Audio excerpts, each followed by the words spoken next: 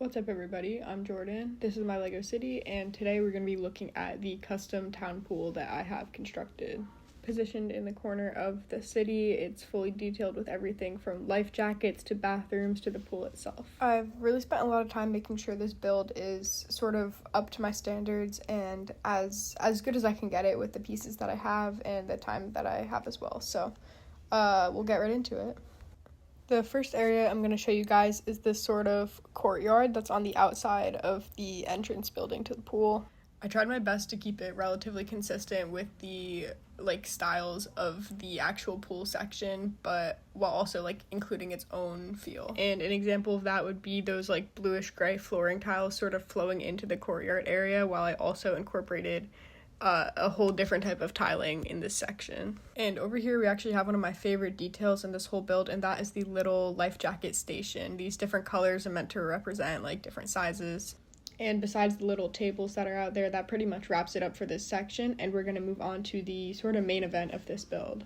And that, of course, is going to be the pool section, complete with all the pool chairs and tables and the pool itself.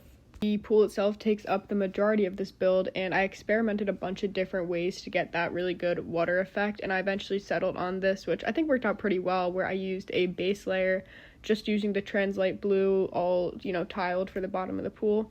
And then I have these 1x1, both just clear and Translite Blue pieces laying around the pool, filling it up. Inside the pool, a fun trick you could use if you want to make it look like the minifigures are swimming waist height is to just, attach their body. You could take the leg pieces out. So there's some cool storytelling in there. It looks like these people are just swimming around in there. There are also a total of 10 beach chairs and 5 tables within this fenced area. And using the limited pieces I was able to get from the Lego store, I actually designed this pretty simplistic design for the beach chairs that I was able to keep consistent throughout the whole build. So that was my main priority. Another cool technique I used is for the fence, which I took a whole bunch of white 1x2 plates that I had sitting around, and you put them on their side, and you can make sort of a ladder technique. I actually saw this online a little while ago and replicated it. Behind the row of beach chairs, we have the tables, and I used blue chairs because that's what I had, but I think it actually works because I think in a lot of community pools, there tends to be a lot of bright colors. It's a very hectic environment, so I'm actually happy with how that turned out.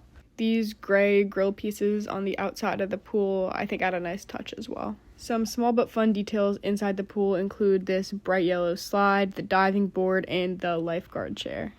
That pretty much covers the actual pool area, so now we're going to transition to the building.